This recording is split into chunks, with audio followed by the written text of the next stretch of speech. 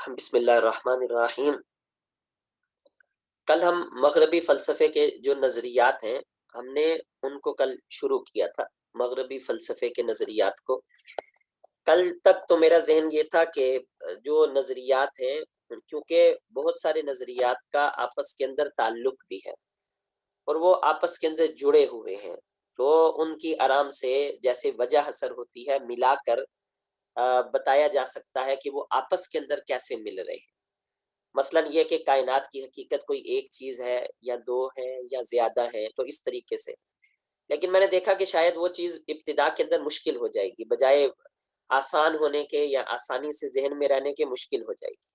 تو اب میں نے یہ کیا ہے کہ اس کی جگہ میں نے کچھ سلائیڈز ہی کو زیادہ کر دیا ہے۔ ان سلائیڈز کی وجہ سے یہ آسانی رہے گی کہ بات زیادہ آسانی کے ساتھ آپ سمجھ سکیں گے۔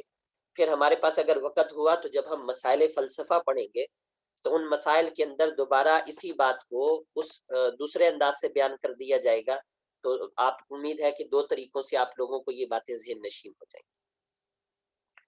تو آج دوبارہ دیکھ لیں، یہاں سے ہم شروع کرتے ہیں مادیت سے۔ پہلا نظریہ ہے مادیت۔ مادیت کا مطلب یہ ہے کہ کائنات کے پیچھے جو حقیقت ہے یا سامنے جو حقیقت ہے سب مادہ ہے، مادہ ہی حقیقت ہے۔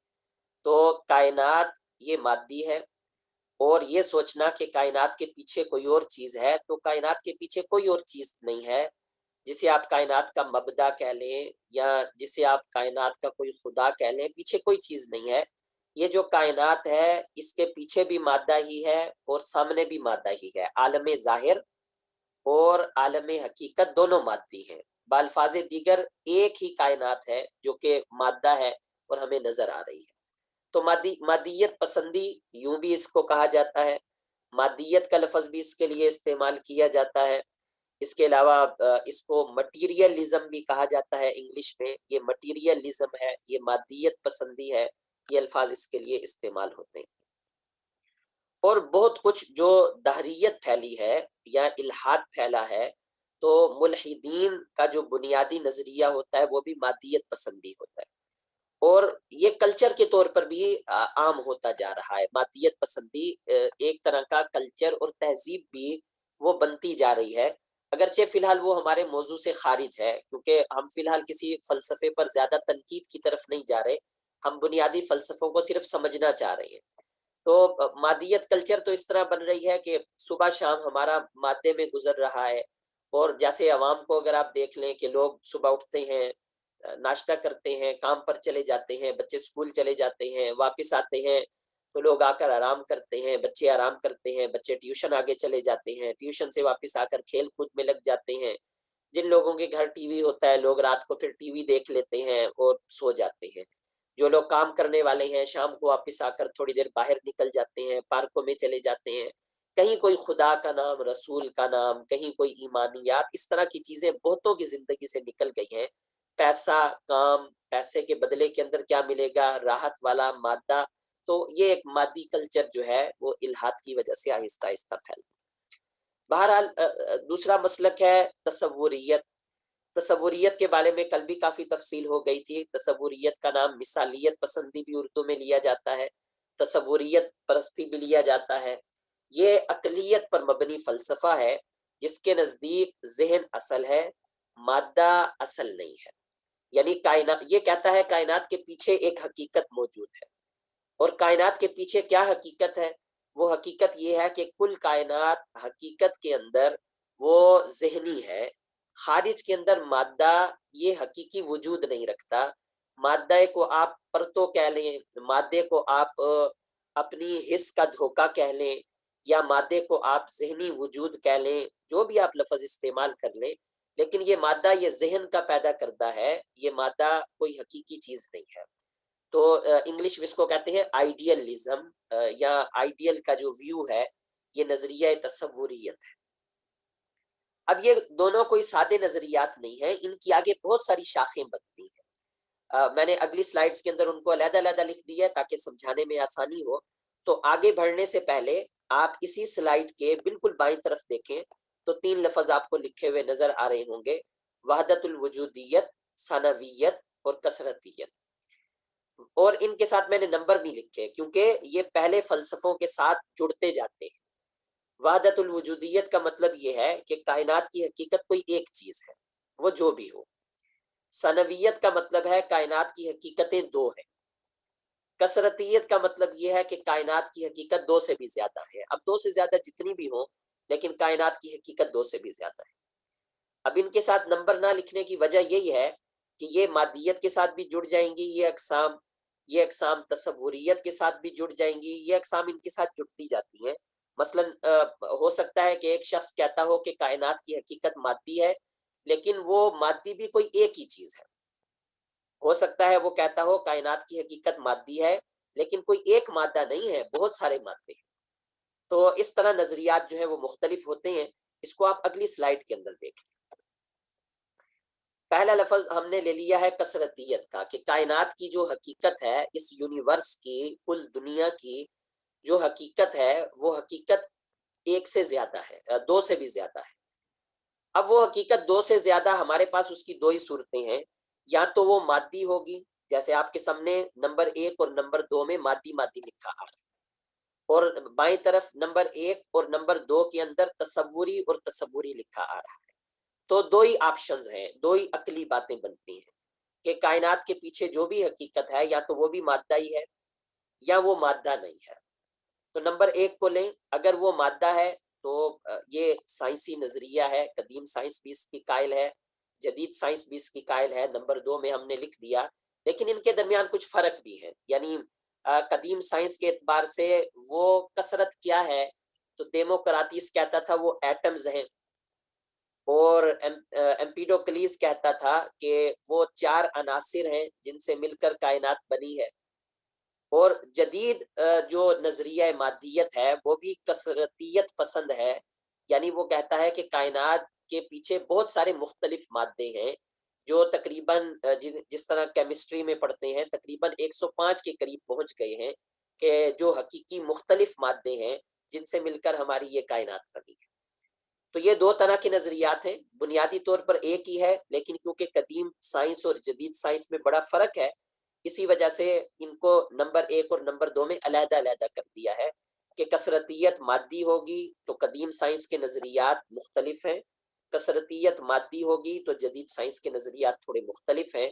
بس دونوں اس پر متفق ہیں کہ کائنات کی حقیقت مادی ہے، اور دو سے زیادہ حقیقتیں ہیں، حقیقت کوئی ایک نہیں ہے، دو سے زیادہ۔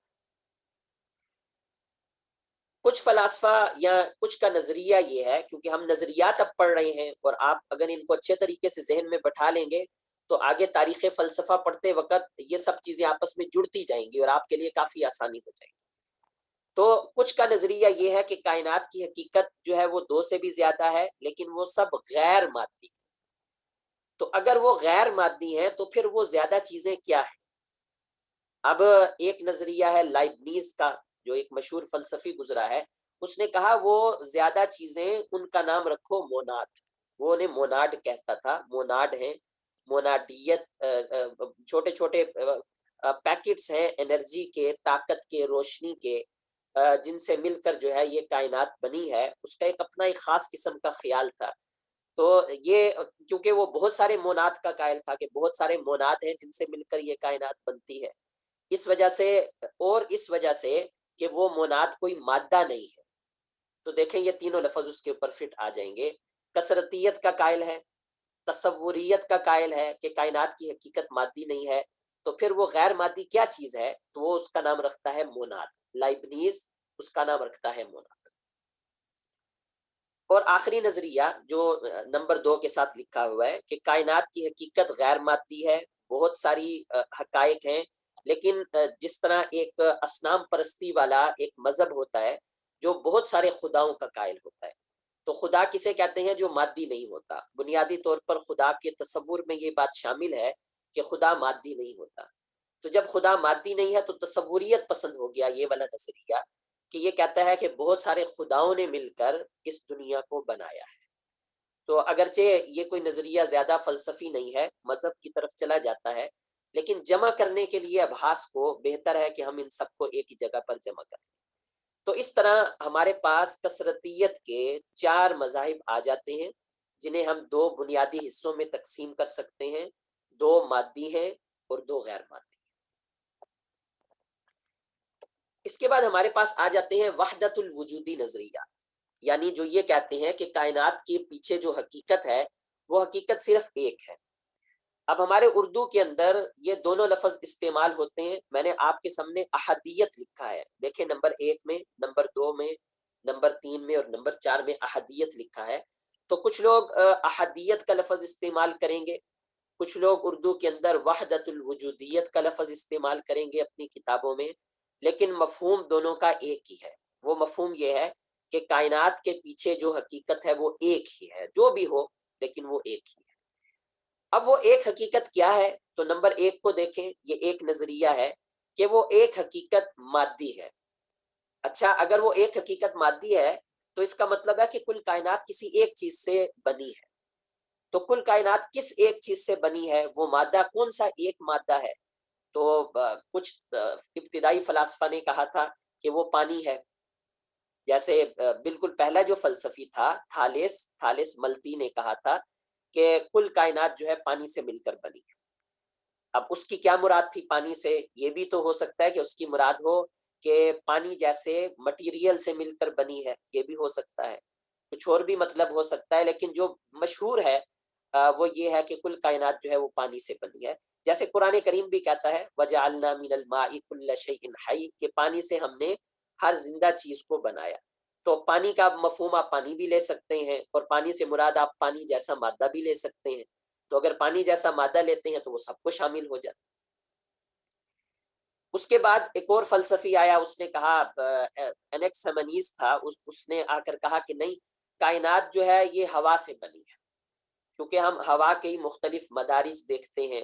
ہوا یہ جب گرم ہوتی ہے تو آگ کی صورت اپناتی ہے، ذرا ٹھنڈی ہوتی ہے تو آگ کے مقابلے کے اندر یہ تھوڑے دھوئیں کی صورت اپناتی ہے، مزید ٹھنڈی ہوتی ہے تو پانی بن جاتی ہے، مزید ٹھنڈی ہوتی ہے تو برف بن جاتی ہے، مزید ٹھوس ہوتی ہے تو مٹی اور پتھر کی صورت میں آنے لگ جاتی ہے۔ یہ اس کا ایک نظریہ تھا کہ کائنات جو ہے یہ ہوا سے مل کر بنی ہے، حتیٰ کہ اس نے کہا پانی بھی جو ہے ہوا سے مل کر بنا۔ اب ہماری سائنس کے اعتبار سے کیونکہ پانی جو ہے وہ دو قسم کی گیسوں سے مل کر بنا ہے، ایک ہائیڈروجن ہے اور دوسری آکسیجن ہے۔ تو ہائیڈروجن آکسیجن جو دونوں گیسیں ہیں، سادہ لفظوں میں آپ اسے ہوا بھی تو کہہ سکتے ہیں۔ تو اب تو سائنس نے ترقی کر لی ہے، سائنس تھوڑا فرق کر رہی ہے، لیکن اس نے کہا کہ پانی بھی اور کائنات کی کل حقیقت ہوا ہے، لیکن اس نے کہا کل حقیقت ہوا ہے۔ ہیراکلیٹس آیا، ہیراکلیٹس نے آ کر کہا کہ نہیں، کائنات کی کل حقیقت آگ ہے۔ اس نے کہا کہ کل کائنات جو ہے یہ آگ سے مل کر بنی ہے، اسی وجہ سے کائنات میں اصل یہ ہے کہ حوادث برپا ہوتے رہیں، چیزوں میں اصل یہ ہے کہ چیزیں حرکت کرتی رہیں۔ اور آپ اپنے زمانے کے اعتبار سے اگر دیکھیں گے تو کل کائنات کسی نہ کسی صورت میں حرکت پذیر ہے یا حرکت کر رہی ہے۔ جیسے دنیا اگر ایک جگہ پر بھی آپ کہیں ٹھہری ہوئی ہے تو بھی تو دنیا حرکت کر رہی ہے، اور نظام شمسی سمیت بھی حرکت کر رہی ہے۔ تو اس طریقے سے ان میں تطبیقات بھی پائی جاتی ہیں اور موجود ہو جاتی ہیں۔ تو یہ پہلا نظریہ ہے کہ اگر آپ کہیں کائنات کی حقیقت ایک ہے، مادی ہے، تو قدیم سائنسدانوں میں سے بہت سارے فلاسفرز وہ اس بات کے قائل آپ کو مل جائیں۔ اگر آپ کہتے ہیں کہ کائنات کی حقیقت جو ہے وہ ایک ہے، لیکن وہ ایک مادی نہیں ہے، غیر مادی، تو غیر مادی کے لیے ہم لفظ استعمال کر رہے ہیں مثالیت پسندی کا یا تصوریت کا، ہم یہ الفاظ استعمال کر رہے ہیں۔ تو اس صورت کے اندر پھر کائنات کی حقیقت کیا ہوگی؟ تو ایک نظریہ یہ ہے کہ کائنات کے پیچھے ایک ذہن کار فرما ہے۔ اب یہ لفظ صاف لفظ نہیں ہے کہ بھئی ذہن کار فرما ہے، ذہن کس چیز کا کار فرما ہے؟ تو اس چیز کی مختلف فلاسفرز پھر مختلف اپنی اپنی وضاحتیں دیتے ہیں۔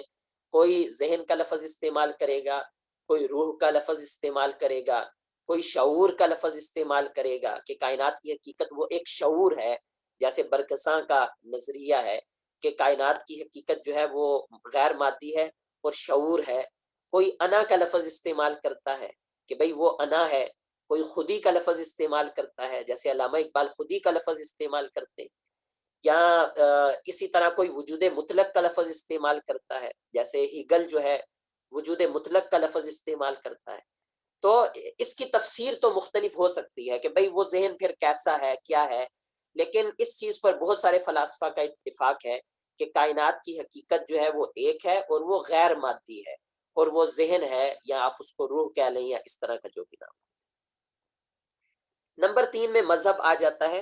مذہب کو تو ہم نے ویسے یہاں پر جمع کر دیا ہے تاکہ بات مکمل ہو جائے، کہ ایک نظریہ یہ ہے کہ کائنات کی حقیقت، کائنات کے پیچھے ایک ہی حقیقت ہے، اور وہ حقیقت تصوری ہے، یعنی غیر مادی ہے، وہ مادہ نہیں ہے، اور وہ حقیقت ایک ہے، یعنی ایک خدا کا جو مذاہب ایک خدا کے قائل ہیں، تو وہ نمبر 3 کے اوپر فٹ آ جاتا ہے۔ نمبر 4 خاص نظریہ ہے اسپینوزا کا، جس کو آپ کہہ دیں حقیقت میں وحدت الوجودی نظریہ۔ اسپینوزا وہ اس وحدت الوجود کا قائل تھا کہ جو وحدت الوجود ہم اور آپ سنتے رہتے ہیں کہ بھئی بعض صوفیہ بھی اس کے قائل تھے، یا کہنے والے کہہ دیتے ہیں کہ ابن عربی اس کے قائل تھے، اور اسی وجہ سے ابن عربی کے خلاف یا ان کی حمایت کے اندر پھر بحث مباحثہ لوگوں کے درمیان چلتا رہتا ہے۔ تو یہ بات کہ وحدت الوجود، اسپینوزا حقیقی وحدت الوجود کا قائل تھا۔ وہ کہتا تھا کل کائنات جو ہے وہ خدا ہے، اور خدا کل کائنات ہے۔ اگرچہ اس کا فلسفہ اتنا سیدھا فلسفہ نہیں تھا، وہ اس کے اندر بھی شؤون قائم کرتا ہے، اس کے اندر صفات قائم کرتا ہے، کہتا ہے کہ وہ جو ایک وجود مطلق ہے، اسی کی ایک صورت گری یہ مادہ ہے، اور ایک صورت گری صفات ہیں، لیکن وہ حقیقت کے اندر وحدت الوجود کا قائل تھا۔ تو اس طرح ہمارے پاس جو نظریات ہیں، جو لوگ کائنات کے پیچھے کوئی ایک حقیقت مانتے ہیں، ہمارے پاس 4 قسم کے نظریات ان کے سامنے آ جاتے ہیں۔ تو آپ دیکھیں، کیونکہ وحدت الوجودی نظریات مختلف ہیں، کوئی مادی ہے، کوئی غیر مادی ہے، تو اسی وجہ سے پچھلی سلائیڈ میں نے ان کو نمبر نہیں دیا، کیونکہ یہ آپس میں جڑ جاتے ہیں۔ کثرتیت بھی جڑ جاتی ہے مادیت کے ساتھ اور غیر مادیت کے ساتھ، وحدت الوجودیت بھی جڑ جاتی ہے، یا احدیت بھی جڑ جاتی ہے مادیت اور غیر مادیت کے ساتھ۔ تو ان کو نمبر دینے کے بجائے آپ ان کو اساس بنا کر بھی ان کی آگے تقسیمات کر سکتے ہیں۔ تو یہ دو تو ہمارے پاس جو ہے بنیادی اور بڑے نظریات ہو گئے۔ انہی کو ہم آگے کچھ صورتوں کے اندر دیکھ لیتے ہیں، یہ جو ہم نے کچھ نقشے بنائے ہیں۔ مادیت کی 2 بڑی اقسام بن جاتی ہیں مادی نظریے کی، قدیم مادیت اور جدید مادیت۔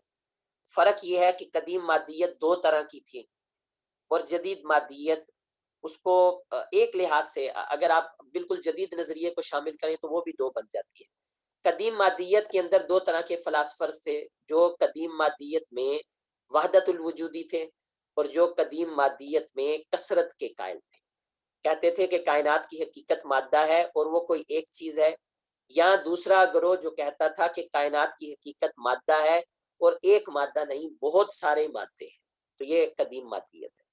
اور جدید مادیت کے جو بہت سارے عناصر کی قائل ہے کہ کائنات کی حقیقت یہ ہے کہ یہ بہت سارے عناصر سے مل کر بنی ہے۔ جدید سائنسی مادیت جو ہے یہ ایک نظریہ ہے۔ یاد رکھیں، ہم اس وقت یہ نہیں کہہ رہے کہ ساری سائنس اس کی قائل ہے، ہم اس وقت یہ نہیں کہہ رہے، بلکہ یہ لفظ لکھے ہوئے ہیں سائنسی مادیت۔ سائنس کے اندر بھی گروہ ہیں، کیونکہ سائنس بھی فلسفے سے نکلی ہے، تو سائنس کا وہ گروہ جو مادیت پسندی کا قائل ہے وہ اس طرف جا رہا ہے۔ ورنہ سائنس کا ایسا گروہ بھی ہے جو باوجود اس کے کہ مادے پر پوری تحقیق کرتا ہے، وہ اس نتیجے پر پہنچ رہا ہے کہ مادے کی حقیقت بھی اب انرجی ہے۔ جیسے بالکل جو آخری آج کل کے نظریات ہیں، ہگس بوزون کے جو نظریہ ہے کہ بھئی مادہ بھی کیسے پیدا ہوتا ہے، تو وہ بھی روشنی سے ہی پیدا ہوتا ہے، اور مادے کو روشنی میں بدلا بھی جا سکتا ہے۔ تو مادے کی جو پہلے تعریفات کی جاتی تھی وہ تو جدید سائنس نے آ کر ان کو بالکل ختم کر دیا ہے۔ تو یہ بہت بڑا ایک فرق ہے جو قدیم مادیت اور جدید مادیت میں آ جاتا ہے، کہ قدیم مادیت میں مادے کے نظریات کافی مختلف ہیں۔ مادہ کیا ہوتا ہے، مادے کی آپ تعریف کیا کریں گے، کیا مادہ ازلی ابدی ہے، مادہ ہمیشہ سے تھا اور ہمیشہ رہے گا؟ تو قدیم مادیت میں آپ کو یہ باتیں مل جائیں گی کہ مادہ جو ہے وہ ہمیشہ سے تھا، ہمیشہ رہے گا۔ مادہ جو ہے وہ دوسری چیزوں سے، مادہ فنا نہیں ہوتا، مادے کے بارے میں یہ خیال تھا، اور مادہ اور چیز ہے اور انرجی بالکل اور چیز ہے، اور یہ ایک دوسرے سے تبدیل نہیں ہوتے۔ لیکن جدید سائنس نے آ کر رد کر دیا ہے۔ جب جدید سائنس ہمیں یہ بتا رہی ہے کہ مادہ وہ انرجی کے اندر اور روشنی کے اندر تبدیل ہو جاتا ہے، تو ہمیں ساتھ یہ بھی پتہ چل گیا کہ پھر مادے کی کوئی ابتدا بھی ہے۔ تو پرانا نظریہ ہی ختم ہو گیا کہ مادہ جو ہے وہ حادث نہیں ہے، مادہ قدیم ہے، یہ نظریہ ہی ختم ہو جاتا ہے، کیونکہ جدید سائنس نے آ کر اس کا رد کر دیا۔ مادیت پسندی کے صرف یہ دو ہی نظریات نہیں ہیں، مادیت پسندی کے تحت اگر آپ اس کو ایک مکتبہ فکر کی صورت میں لیتے ہیں تو اس نظریے کے تحت بہت سارے نظریات ہیں۔ تجربیت، یہ بھی اس کا ایک مشہور مکتبہ فکر ہے، ہم آگے جا کر اس کے بارے میں پڑھیں گے۔ نتائجیت، پوزیٹیو ازم، منطقی جو لوجک ہے، یہ 5-6 اقسام جو ہیں وہ مادیت اسم کی جدید زمانے کے اندر پائی جاتی ہیں، جو مادے کو لے کر اپنے اپنے فلسفوں کا اظہار کرتے ہیں۔ اس کے بعد آگے بڑھنے سے پہلے آپ ان دو اقسام کو ذرا اپنے ذہن میں بٹھا لیں، تاکہ جب آپ فلسفے کی کتابیں پڑھیں تو آپ کے ذہن میں یہ الفاظ آپ کو پریشان نہ کریں۔ الفاظ جب بار بار اصطلاحی آتے ہیں تو بعض مرتبہ ذہن میں چیزیں مل جاتی ہیں۔ یہاں دو لفظ لکھے ہوئے ہیں، ایک لکھا ہوا ہے موضوعیت اور دوسرا لکھا ہوا ہے معروضیت۔ موضوع کا مطلب ہوتا ہے معنی، معنی جو ہوتا ہے وہ ذہن کے اندر ہوتا ہے، لہٰذا موضوعیت کا مطلب ہوتا ہے ذہنی چیزیں۔ اب ذہنی چیزیں جو بھی ہو، چاہے کسی چیز کا ذہنی وجود ہو، چاہے الفاظ ہوں، چاہے افکار ہوں، جو بھی ذہنی چیز ہے اس کے لیے موضوعیت کا لفظ استعمال کیا جاتا ہے۔ اور فلسفے کے اندر جو فلاسفہ ذہن کو ترجیح دیتے ہیں اور اشیاء کا وجود ذہنی مانتے ہیں تو ان کے لیے موضوعیت کا لفظ استعمال کیا جاتا ہے کہ یہ فلاسفہ موضوعیت کے قائل ہیں، یا یہ فلسفہ موضوعی ہے۔ موضوعی کا مطلب یہ ہے کہ یہ فلسفہ عقلی ہے، یا یہ فلسفہ ذہن کو ترجیح دیتا ہے، تجربے کو ترجیح نہیں دیتا، خارج کو ترجیح نہیں دیتا، ذہن کو یا عالم مثال کو ترجیح دیتا ہے، یا یوں کہہ لیں کہ کلیات کو ترجیح دیتا ہے جزیات کے مقابلے۔ لیکن یہ جو اگلا لفظ ہے معروضیت، معروض کا مطلب ہے یہاں پر خارج کے اندر چیز کا موجود۔ تو جو فلسفہ خارج کے اندر مادے کا قائل ہے یا خارج کے اندر اشیاء کے وجود کا قائل ہے، اس کے لیے معروض یا معروضیت کا لفظ بہت زیادہ استعمال ہوتا ہے۔ تو موضوعیت، اس کا آپ نے ذہن میں رکھنا ہے کہ اس کا مطلب ہے ذہن والی چیزیں، اور معروضیت اس کا مطلب ہے خارج والی چیزیں، کیونکہ یہ اصطلاحات آپ فلسفے کی کتابوں کے اندر بار بار پڑھیں گے۔ انگلش کی کتابوں میں موضوعیت کے لیے آبجیکٹو کا لفظ سبجیکٹو کا لفظ یوز ہوتا ہے، سبجیکٹو، اور معروضیت کے لیے آبجیکٹو کا لفظ جو ہے یوز ہوتا ہے۔ تو سبجیکٹو اور آبجیکٹو، جیسے سبجیکٹو ازم ہے یا آبجیکٹو ازم ہے، اس طرح کے الفاظ جو ہے آپ کو کتابوں کے اندر دیکھنے کو مل جائیں گے۔ مادیت کی ہم نے 3 قسمیں پڑھ لی، بلکہ مادیت کی مزید ہم نے تفصیل پڑھ لی۔ اب باری آتی ہے تصوریت کی۔ فی الحال تصوریت کی 3 اقسام نقشے کے طور پر آپ حضرات کے سامنے لکھی ہیں۔ پہلی لکھی ہوئی ہے موضوعی تصوریت۔ تصوریت کیوں کہا جا رہا ہے؟ کیونکہ یہ فلاسفہ یہ ذہن کو ترجیح دیں گے، یہ کہیں گے کہ ذہن مادے کے مقابلے میں حقیقت ہے۔ اور موضوعی کیوں کہا جاتا ہے؟ کیونکہ یہ فلاسفہ کہیں گے کہ چیزوں کا وجود تو ہوتا ہے، لیکن چیزوں کا وجود صرف ہمارے ذہن میں ہوتا ہے، خارج کے اندر نہیں ہوتا۔ تو موضوع کا لفظ کا تعلق ہے وجود کے ساتھ، اور تصوریت کا تعلق ہے کہ یہ ترجیح دیتے ہیں عالم مثال کو یا ذہن کو۔ یہ صرف برکلے قائل ہے۔ یہ لفظ موضوعی تصوریت کا لفظ جو ہے، یا انگلش کے اندر اس کو کہتے ہیں سبجیکٹو آئیڈیالزم۔ سبجیکٹو آئیڈیالزم یہ صرف ایک فلسفہ ہے برکلے کا۔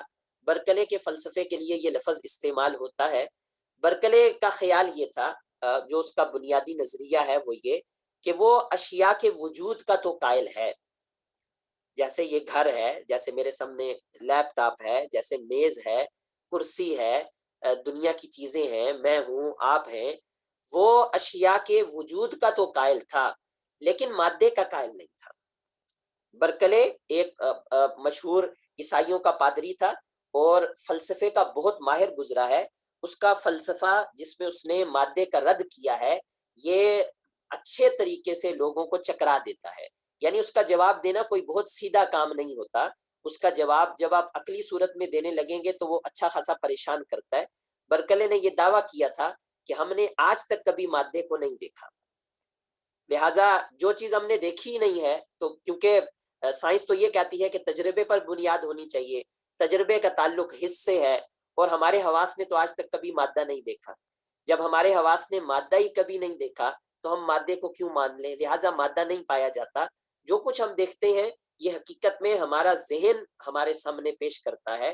لہٰذا اشیاء کا وجود تو ہے لیکن وجود ذہن. تو بھائی اس پر تو آپ زبردست سوال کر سکتے ہیں کہ بھائی یہ تو ایک طرح کی کیا اس کو ہم کہہ لیں پاگلوں والی بات بظاہر لگتی ہے کہ مادہ نہیں ہے.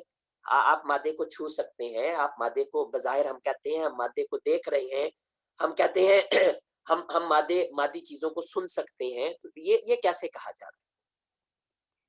لیکن اس نے دوبارہ اپنے دعوے کو دہرایا. اس کا دعویٰ بڑا قیمتی ہے. مختصر لفظوں میں ہم یوں کہیں کہ ہم نے مادے کو کبھی براہ راست نہیں دیکھا, ہم مادے کو اس کی صفات سے پہچانتے ہیں.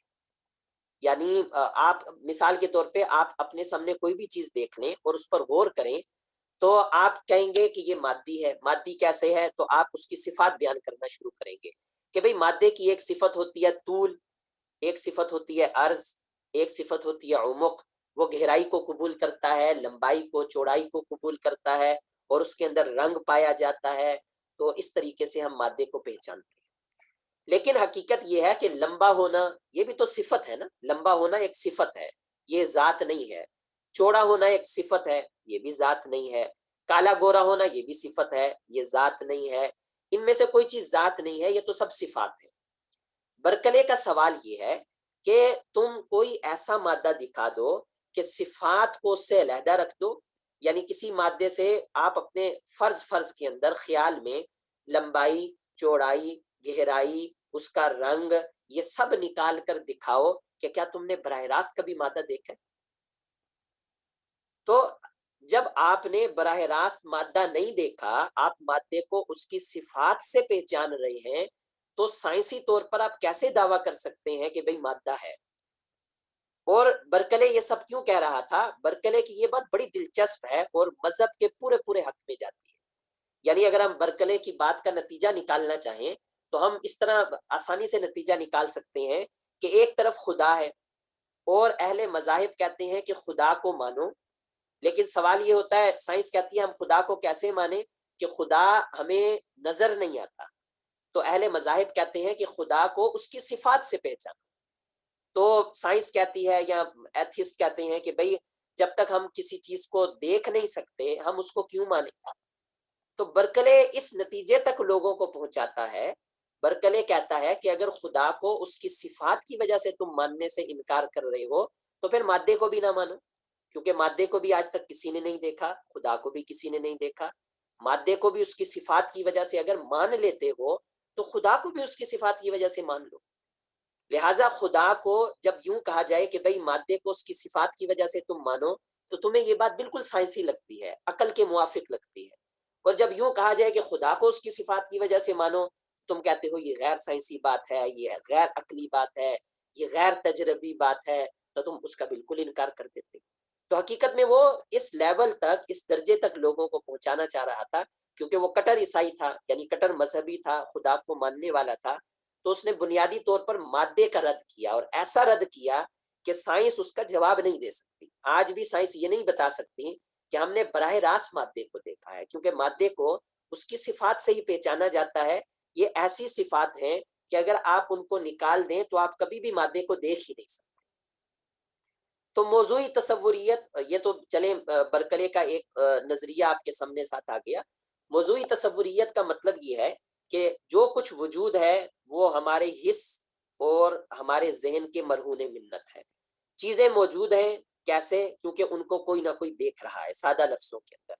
اب اگر برکلے کی یہ بات ٹھیک ہے کہ چیزیں موجود ہیں کیونکہ ان کو کوئی نہ کوئی دیکھ رہا ہے, تو اس پر تو بڑا سوال ہوگا کہ بھئی اس کا مطلب یہ ہے کہ اگر ہم آنکھیں بند کر لیں تو چیزیں غائب ہو جائیں گی. یا یہ بھی سوال ہوگا کہ فرض کریں آپ اپنے کمرے سے نکل کر چلے جاتے ہیں تو اس کا یہ مطلب ہے کہ کمرے میں اب کوئی چیز نہیں ہے, آپ کے صوفے, آپ کی ہر چیز ختم ہو گئی. یا مثال کے طور پر جنگل کے اندر جہاں پھول کھلے ہیں, جنگل میں جہاں درخت ہیں, جنگل میں جہاں پر پہاڑ ہیں جنہیں کوئی نہیں دیکھ رہا, تو اس کا مطلب ہے کہ پھر ان کو ختم ہو جانا چاہیے. تو برکلے کہتا ہے نہیں, ہم نے یہ کب کہا کہ انسان دیکھ رہا ہو؟ ہم نے تو یہ کہا کہ کوئی دیکھ رہا ہو, چاہے انسان دیکھ رہا ہو یا غیر انسان دیکھ رہا ہو. تو جہاں کوئی نہیں دیکھ رہا ہوتا کیونکہ وہاں خدا دیکھ رہا ہوتا ہے، لہٰذا چیزوں کا وجود برقرار ہے۔ تو اس نے دو باتیں ایک ساتھ کہی، مادہ نہیں ہے، وہ مادے کے مخالف تھا، اشیاء کا وجود ہے لیکن اشیاء کا وجود ذہنی ہے، اور اشیاء کا وجود ہماری حس اور ادراک کا محتاج ہے۔ ادراک ہوتا ہے تو چیزیں ہوتی ہیں، ادراک نہیں ہوتا تو چیزیں نہیں ہوتی۔ لیکن مسئلہ یہ ہے کہ ایک بہت بڑا ادراک یعنی خدائی ادراک کل کائنات کو گھیرے ہوئے ہے، اس وجہ سے کل کائنات جو ہے موجود ہے۔ اگر ایک سیکنڈ کے لیے بھی وہ بڑا ادراک نہ رہا تو کائنات نہیں رہے گی۔ یہ برکلے کا فلسفہ ہے، جس کو ہم کہتے ہیں موضوعی تصوریت۔ تو موضوعی کیوں کہتے ہیں؟ کیونکہ وہ اشیاء کا وجود ذہنی مانتا ہے۔ تصوریت کے کیوں قائل ہیں؟ کیونکہ وہ خارجی چیزوں کا قائل نہیں، وہ کہتا ہے کائنات کے پیچھے ایک حقیقت ہے اور وہ حقیقت جو ہے وہ غیر مادی۔ تصوریت کے تحت دوسرا نظریہ آتا ہے معروضی تصوریت کا۔ معروض کا مطلب ابھی پچھلی سلائیڈ کے اندر گزرا، معروض کا مطلب ہے جس کا کوئی نہ کوئی خارجی وجود ہو۔ تو معروضی تصوریت کا مطلب یہ ہے کہ وجود جو ہے وہ خارج کے اندر بھی پایا جاتا ہے لیکن وہ ذہن کا محتاج ہے، وہ ہمارے ذہن کا محتاج ہے۔ مادہ ہے خارج کے اندر لیکن آپ مادے کو پہچان نہیں سکتے، آپ مادے کو جان نہیں سکتے۔ آپ تبھی مادے کو پہچان سکتے ہیں جب آپ کے پاس عقل ہو، عقلی تصورات ہوں۔ اگر عقل یا عقلی تصورات نہ ہوں تو خارجی مادہ کسی کام کا نہیں ہے۔ تو یہ گویا یہ دونوں چیزوں کے قائل ہیں لیکن حقیقت کے اندر یہ ذہن ہی کے قائل ہیں۔ یہ اس کا بنیادی جو اس نظریے کے قائل ہیں ان میں کانٹ ایک بہت بڑا فلسفی ہے۔ کانٹ کو اتنا بڑا فلسفی مانا جاتا ہے کہ جیسے افلاطون تھا، یعنی افلاطون کا جیسے اثر صدیوں رہا، سقراط کا اثر صدیوں نہیں رہا، ارسطو کا اثر بھی صدیوں رہا، لیکن مسلمان ہوں یا غیر مسلم ہوں دونوں نے افلاطون کے فلسفے کو بڑے پیمانے پر پھیلایا۔ افلاطون ہی کا فلسفہ آگے جا کر نو فلاطونی نام سے مشہور ہوا۔ نو فلاطینوس جو تھا اس نے افلاطون کے فلسفے کو لے کر اس کے اندر بہت سارا اضافہ کیا، اور پھر جو اہل مذاہب ہیں یعنی ایک طرف مسلمان تھے اور دوسری طرف جو کلیسا تھا، دونوں نے افلاطون کے مسلک کو لیا اور بڑے پیمانے پر اس کی ترویج کی۔ مثلا فارابی جو تھا یہ افلاطون اور ارسطو کے نظریات کو جوڑنے کا قائل تھا کہ کسی طریقے سے ان کے درمیان جو ہے کوئی توجیہ ہو جائے اور دونوں کے نظریات کو ساتھ ساتھ لے کر چلا جائے۔ اور مسلمانوں میں جو ایک گزرا ہے، گروہ گزرا ہے اشراقیہ کا، جو شیخ سہروردی مقتول نے پیش کیا تھا نظریہ اشراق، تو ان کی بھی بنیاد افلاطون اور اس سے ماخوذ نو فلاطونیت تھی۔ اور کلیسا بھی بہت عرصے تک جو ہے، یعنی آپ یوں کہہ لیں کہ چوتھی صدی سے لے کر تقریباً 10ویں صدی تک، یہ بہت بڑا عرصہ ہے، کلیسا بھی افلاطون کے نظریات کو بھرپور قائل بھی رہا ہے اور اس کی اپنے مدارس کے اندر ترویج بھی کرتا رہا ہے۔ تو جس طرح افلاطون ایک بہت بڑی شخصیت تھی، کانٹ کو بھی تاریخ فلسفہ میں اسی طرح ایک بڑی شخصیت مانا جاتا ہے جس کا اثر بعد میں صدیوں پر اور بہت سارے فلاسفہ پر جو ہے وہ پڑا۔ کانٹ نے کیا صرف یہ تھا، کانٹ سے پہلے جو فلاسفہ تھے وہ اس شدید اختلاف میں پڑ گئے تھے کہ کوئی ایک چیز ہی حقیقت ہو سکتی ہے یا مادہ حقیقت ہو سکتا ہے یا ذہن۔ تو کانٹ نے آ کر عقلی پیمانوں پر یہ ثابت کیا کہ بھئی دونوں ہی حقیقت ہیں، اس جنگ کے اندر نہ پڑو، دونوں کے اپنے اپنے وظائف ہیں۔ لیکن اس نے جو بنیادی بات کی وہ یہ کہ ہمارے ذہن کے اندر اللہ تعالیٰ نے کچھ مقولات کو فٹ کر دیا ہے، ہمارے ذہن میں اللہ تعالیٰ نے کچھ مقولات کو فٹ کر دیا ہے۔ وہ مقولات ایسے ہیں جن سے ہم بات کو سمجھنے کے قابل ہوتے ہیں، یعنی ہم عقل کو استعمال کر سکتے ہیں، ہم بات سمجھنے کے قابل ہوتے ہیں۔ تو یہ جو خارج کے اندر مادہ ہے، حقیقت کے اندر یوں سمجھ لو کہ جیسے یہ مادہ ایک بے رنگ ہے، اس کے اندر کوئی رنگ نہیں پایا جاتا۔ ہاں، خارج کے اندر ہماری حس جو ہے اس کو اللہ نے ایسا بنایا ہے کہ اس کے اندر دو چیزوں کو فٹ کر دیا ہے، ایک زمانے کو اور ایک مکان کو۔ تو زمان اور مکان کو ہماری حس میں فٹ کر دیا ہے، تو ہماری حس مادے کو لے کر اس کو جوڑ دیتی ہے زمان اور مکان کے ساتھ، کیونکہ ہم زمان اور مکان کے بغیر بات سمجھ نہیں سکتے، اور پھر اس کو آگے پیش کرتی ہے مقولات پر۔ وہ اس کے اپنے مقولات ہیں، کانٹ کے اپنے مقولات ہیں، ارسطو والے مقولات نہیں، اس نے کافی ان کے اندر جو ہے تبدیلی کی۔ تو یہ مقولات کے اوپر پیش کرتی ہے اور مقولات سے ملا کر پھر ذہن جو ہے وہ خارج کو سمجھنے کے قابل ہوتا ہے. تو بہت سیدھا اس کا نظریہ نہیں ہے، یعنی کافی علمی اس کا نظریہ ہے، لیکن خلاصہ یہ ہے کہ اس کے نظریے کو معروضی تصوریت کہا جاتا ہے.